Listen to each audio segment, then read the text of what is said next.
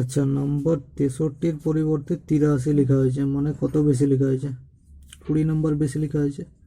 এই 20 নম্বরটা প্রত্যেকজন ছাত্রের মধ্যে হাফ করে বেড়েছে, তাহলে টোটাল 20 নম্বর প্রত্যেকজনের বেড়েছে হাফ, তাহলে ডিভাইড করলে কত হবে? 20 ইন্টু 2, মানে 40 জন টোটাল স্টুডেন্ট ছিল, প্রত্যেককে হাফ করে দিলে তবেই তো 20 নম্বর বাড়বে। তাহলে এখানে ছাত্রের সংখ্যা জিজ্ঞাসা করেছে, তাহলে 40 জন ছাত্র। 1 square plus 2 square plus 3 square dot dot করে 10 স্কোয়ার সমান 385 দেওয়া আছে। তাহলে ওটা জিজ্ঞাসা করছে 2 স্কোয়ার থেকে 20 স্কোয়ার অবধি কত হবে। এরকম করে যদি ভেঙে লিখিস তাহলে কত হবে? 4 প্লাস 4 স্কোয়ার মানে 16 প্লাস 36 প্লাস 20 স্কোয়ার মানে 400। পুরো নাম্বার থেকে 4 কমন নিলে প্রথমটায় 1 থাকছে, তারপরটায় 4, তারপরটায় 9 প্লাস ডট ডট করে প্লাস 100 থাকছে।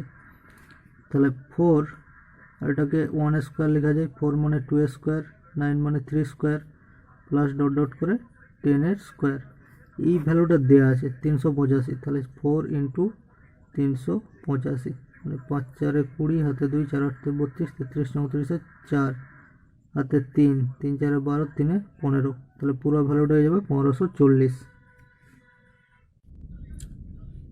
x is to y সমান 2 is to 1, তাহলে x স্কোয়ার, x এর ভ্যালু কত? 2, তাহলে 2 স্কোয়ার মানে 4 মাইনাস y স্কোয়ার 1, 4 মাইনাস 1 মানে 3 is to x square, 2 square মানে 4 প্লাস y ভ্যালু 1, 1 স্কোয়ার মানে 1 5, তাহলে 3 is to 5।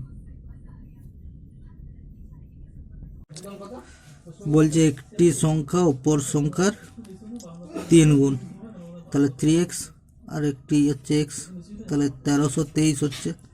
তাহলে 3x স্কোয়ার সমান 1323, এক্স স্কোয়ার সমান 1323 ভাজিত 3 মানে 441। তাহলে x সমান 441 মানে 21 স্কোয়ার, তাহলে কত হয়ে যাবে? x সমান 21।